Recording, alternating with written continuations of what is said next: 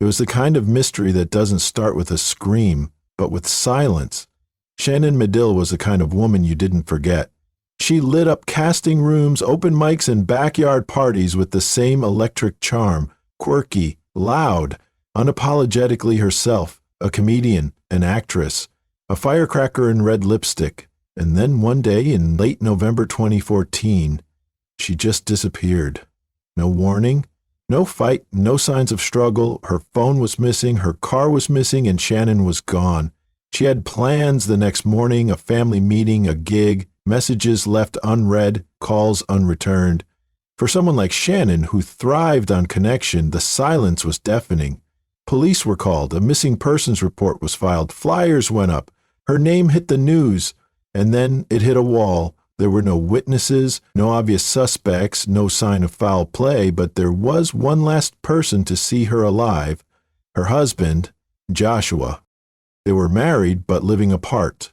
Still friendly, they said, still talking. Shannon had gone to see him that night, that much was known. He told police they chatted for a while, she left, he went to bed, end of story. Police believed him, at first. But stories, especially quiet ones, have a way of unraveling. Months passed, and then a new detective took a second look, a different angle, a gut feeling that something had been missed. So, police returned to Joshua's home, only this time, he didn't greet them at the door. They found him inside, bleeding, barely alive, a failed suicide attempt, and before he was even stabilized, before doctors could stitch his skin or slow his heart rate, Joshua opened his mouth and told them everything. He had killed Shannon, and she'd never really left the property. The first time police visited her husband's home, they left empty-handed. The second time, he was bleeding, dying, and ready to confess everything. If you're captivated by true crime stories and want to stay updated on the darkest cases, be sure to subscribe to the channel and turn on notifications. We release in-depth crime documentaries just like this one, uncovering the chilling details behind real-life mysteries. Don't miss out. Hit that subscribe button now. Before the headlines, before the police tape, before the grief and confusion that swallowed her name, Shannon Medill was just Shannon. And Shannon was a force of nature. Born and raised in Calgary, Alberta, Shannon didn't walk into a room, she burst into it. She had that magnetic kind of energy you couldn't fake, a creative wildfire chasing expression in every form she could find. Theater, stand-up comedy, voice acting. If it had a stage and an audience, Shannon wanted in. She had a voice that could be sultry one moment, cartoonishly exaggerated the next, and she knew how to use it. She wasn't just performing roles, she was living them. Friends described her as eccentric in the best way, someone who wore bold colors and louder opinions. Her laughter came easy and often. She had an almost electric awkwardness, a quirky edge that made people lean in rather than pull away. She could be intense, passionate, impulsive, but she was also deeply loyal, endlessly curious, and wickedly smart. Calgary's art scene became her playground. She took gigs wherever she could, commercials, indie film, sketch nights, late-night open mics, not because they paid well, but because it was the life she wanted. She wasn't chasing fame as much as she was chasing freedom, and the freedom to be herself, in all her offbeat, hilarious, emotional glory, was everything to her. She had big dreams, and not in a vague, wish-upon-a-star way. Shannon worked. She hustled for auditions, wrote her own material, built connections, and always kept one eye on the horizon. And when it came to love, Shannon didn't do small or quiet. She threw herself into relationships the same way she threw herself into her art, head first. In 2012, she married a man named Joshua Burgess. He wasn't like her. He wasn't loud or wild or theatrical. Joshua was more reserved, soft-spoken, the kind of guy who hung back while others talked. Some saw them as opposites. But Shannon didn't believe in boxes like that. She liked people who challenged her, who made her think, who didn't always match the energy she gave out. To the outside world, they were an unusual pair. But love, after all, rarely fits a mold, and for a while it worked. They were young, married, building a life. But something shifted in those years between I do and I don't know who she is anymore. And though we won't fully understand the depth of that shift until later, one thing is clear. For all the light Shannon poured into the world, darkness was quietly growing in the corners of her life. On the evening of November 27, 2014, Shannon Medill made one final trip to the home she used to share with her husband. She and Joshua Burgess had been living separately for a little while by then. A mutual decision, or so it seemed. They weren't divorced, they weren't estranged, just figuring things out, navigating a space between commitment and independence, between what they had and what they still might become. She was supposed to show up the next morning. She had things to do, appointments, plans, conversations lined up like dominoes. She never missed plans. That wasn't like her. But when the sun came up, Shannon didn't come home. Calls went to voicemail, texts were left undelivered, hours passed, then a day, then another. Her family's worry grew from unease to full-blown panic. Shannon was reported missing by her sister on December 1st, 2014, after she failed to show up for their family event the previous day. And Joshua? He didn't hesitate. He joined Shannon's family at the police station. Together, they filed the missing persons report. He told officers she had visited him that night. They talked for a while. She left on foot. That was the last he saw of her. There were no signs of a struggle, no forced entry, her things untouched. It was as if Shannon had simply evaporated.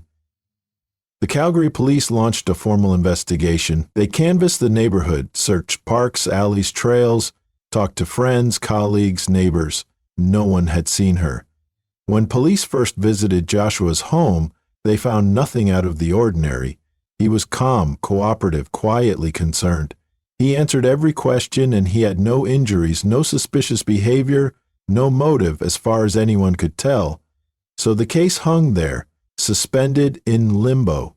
No leads, no sightings, no crime scene, just a hole where Shannon used to be. Theories began to swirl. Had she run off? Was it someone she knew?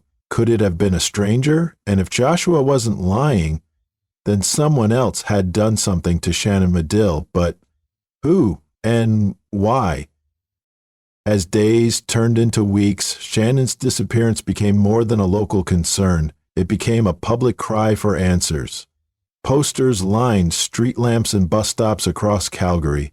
Her face, bright, laughing, full of life, was now stamped with the word missing. News outlets picked up the story. Social media lit up. The community rallied. Shannon's family spoke to the press. Her mother's voice cracked with worry. Her siblings held back tears.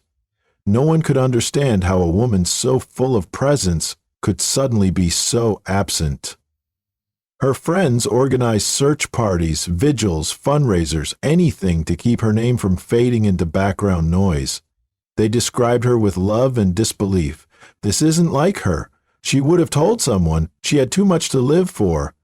But with every passing day, the trail grew colder. There was still no sign of a struggle. No blood, no break-in, no body.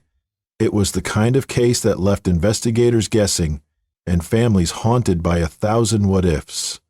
And through it all, Joshua was there. He stayed mostly in the background but never disappeared. He gave statements when asked, attended some of the gatherings, never raised his voice, never pushed for attention, always subdued, cooperative. To some, he looked like a grieving husband. To others, just a quiet man caught in something too big to process. Either way, he wasn't on anyone's radar. Not yet. Because at that point, Joshua Burgess was still just the man she married, not the man who took her life. By the time spring crept back into Calgary, Shannon Medill had been missing for nearly half a year. The case hadn't been forgotten, but it was fading. There were no updates, no new press conferences, no sudden breaks. Her name still lived in quiet prayers and unspoken grief, but the urgency had dulled. In the cold machinery of law enforcement, it had become another file gathering dust.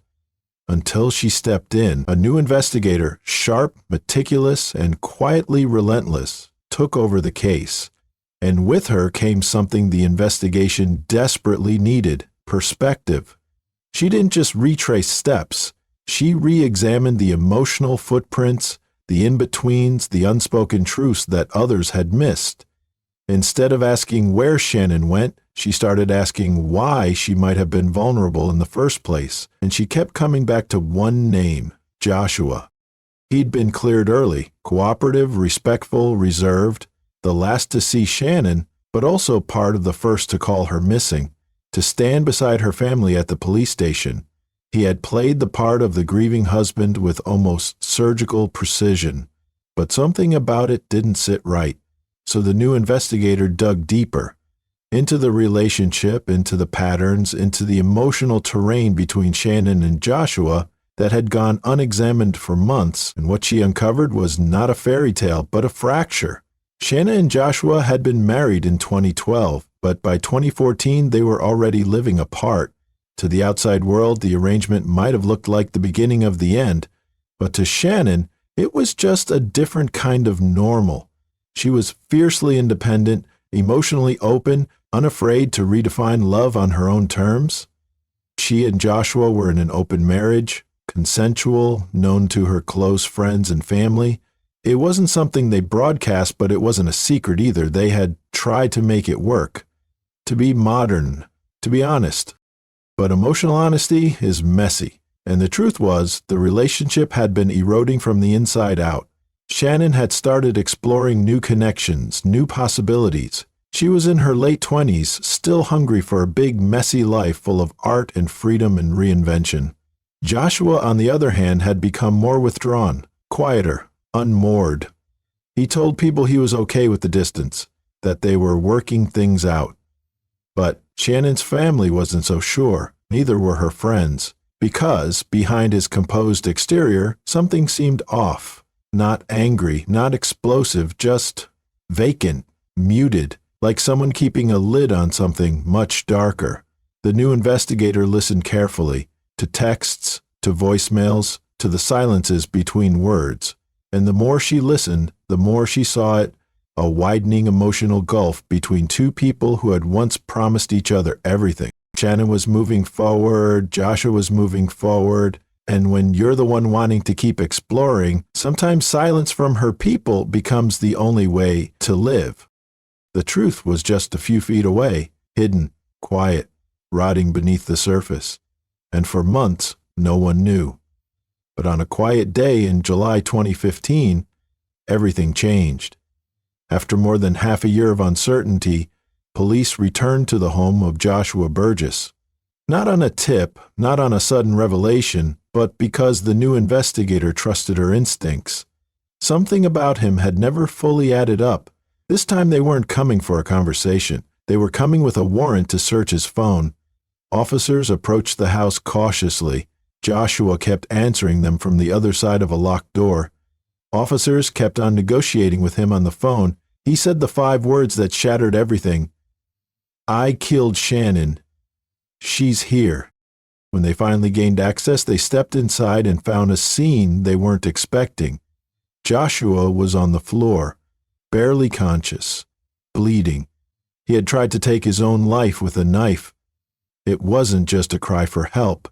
It was a man unraveling. Paramedics were called. He was rushed to the hospital, barely clinging to life.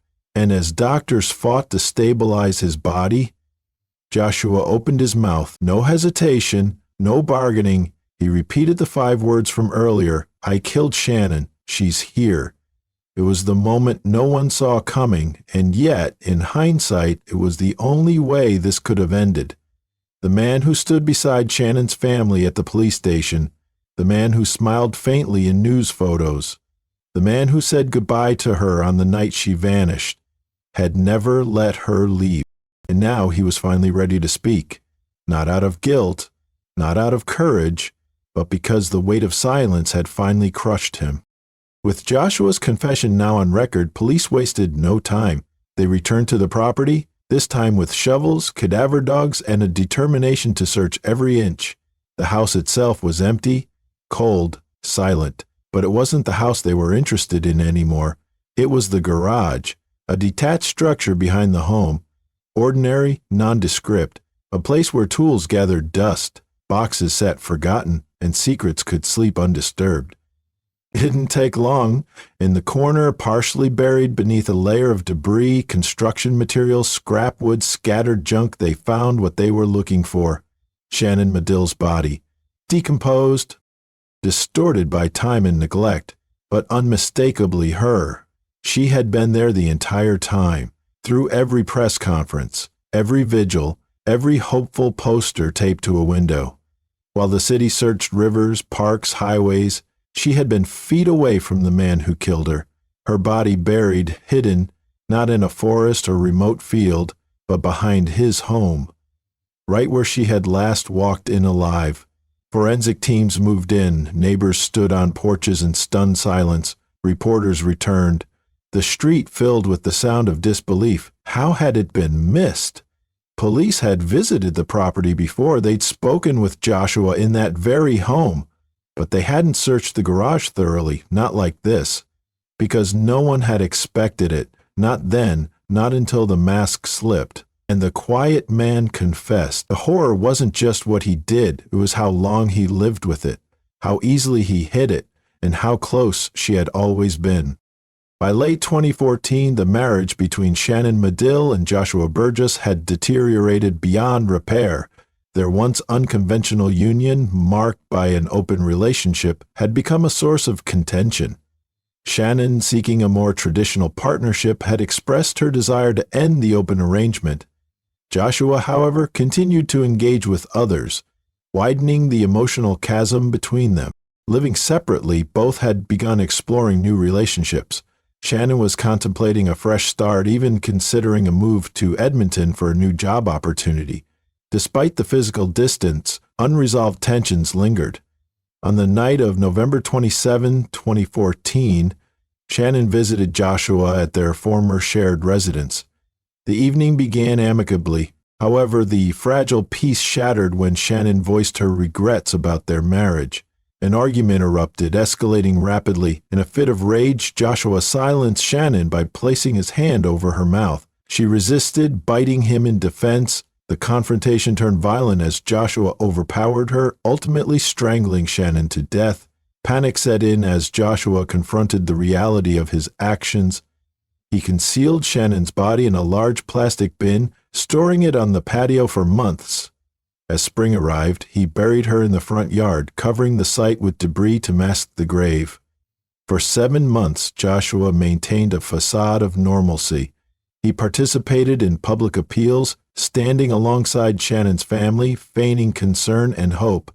Behind closed doors, however, the weight of his guilt bore down heavily. The psychological strain manifested in deepening depression and suicidal ideation. The facade cracked in July 2015 when, during a police visit, Joshua attempted to end his own life. Upon being stabilized, he confessed to the murder, leading authorities to Shannon's concealed remains. "I chose my lawn because I just didn't want her to leave," Burgess told police. Joshua Burgess was subsequently charged with second-degree murder. There was no long trial, no dramatic courtroom battle, no cross-examinations or surprise witnesses, because Joshua Burgess pled guilty.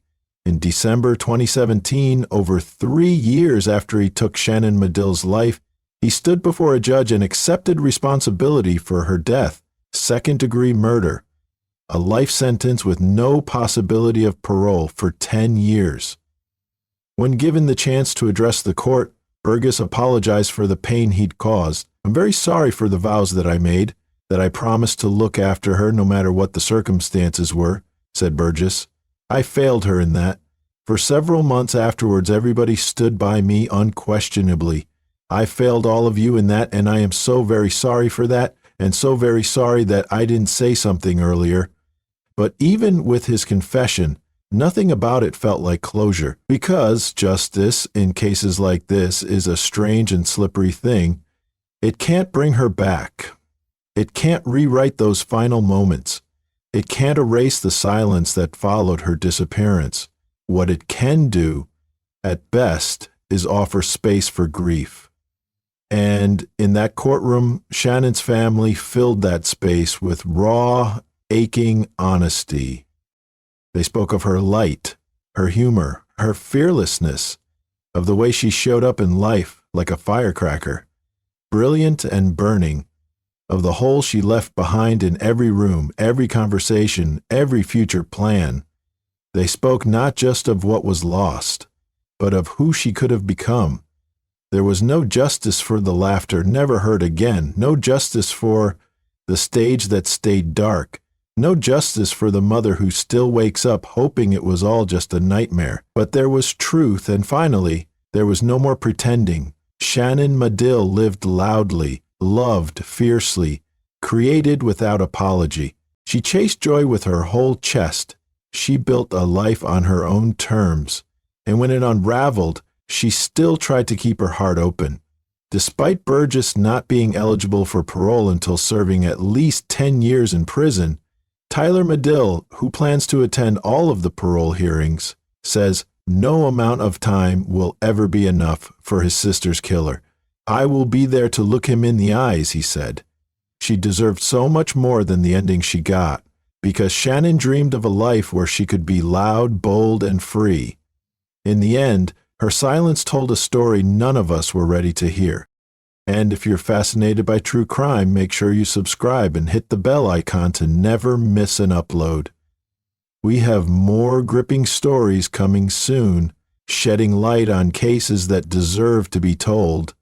Stay safe, stay curious, and we'll see you in the next one.